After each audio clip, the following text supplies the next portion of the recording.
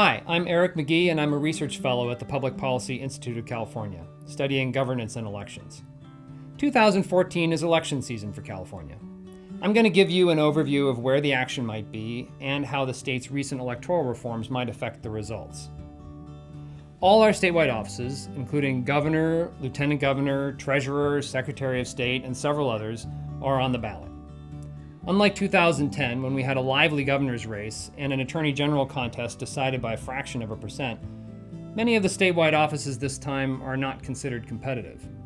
Moreover, this will be the first gubernatorial election since 2002 without a U.S. Senate contest also on the ballot.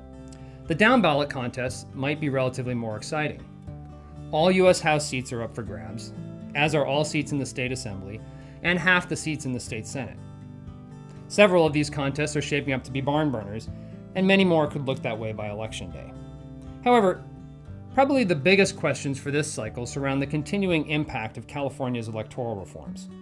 Between 2008 and 2012, the state adopted four big ones: a new nonpartisan way of drawing legislative and congressional districts, a top two primary system that lets voters choose any candidate regardless of party and advances the top two candidates, also regardless of party, to a fall runoff, new term limits that allow most legislators to serve longer in office, and an online registration system that lets voters register electronically without having to mail in any hard paper forms. All four kicked in during the 2012 election cycle. The reforms shook things up in their debut, though not always as much or in exactly the way that people expected. And they have left some lingering questions that will be important to keep in mind as we head into 2014. First, how competitive will the races be? The redistricting encouraged more incumbents to retire than usual, a lot more in the case of the U.S. House, and led to more competition and more turnover. So far, the level of competition doesn't seem quite as intense, but it's still early and it's still more than we might have seen under the old districts. Second, how many incumbents will face competition from within their party? The top two primary encouraged a lot of intra-party challenges and safe seats, because those challengers who could make it to the fall runoff would have a better chance of winning at that point. Is this likely to happen again? We don't yet know who all the candidates will be, but so far there aren't as many of these intra-party challengers in 2014. To the extent that they have emerged, they're more common in U.S. House races than in the state assembly or Senate. What about term limits? A lingering question is how many new freshmen will be elected this time, because the new limits only apply for those elected to the legislature for the first time in 2012 or later. It's shaping up to be at least 23 new members in the assembly, which would make more than 3/4 of that chamber covered by the new limits. That might change the way the institution operates. The Senate hasn't seen as much change, in part because it continues to be a destination for assembly members termed out under the old limits.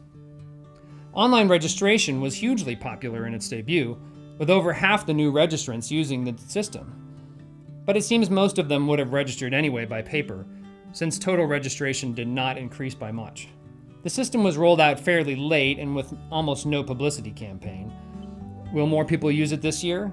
And will it encourage more people to register who would not have done so otherwise?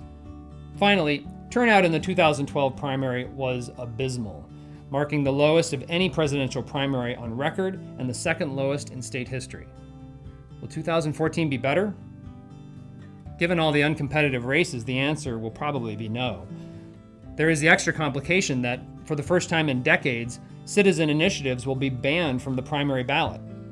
A couple measures from the legislature will be there, but it is not clear whether they will be enough to draw voters to the polls. California has typically placed far more initiatives on the primary ballot than any other state, a fact that has helped boost turnout in our primary elections. The absence of these initiatives might drag turnout down even further.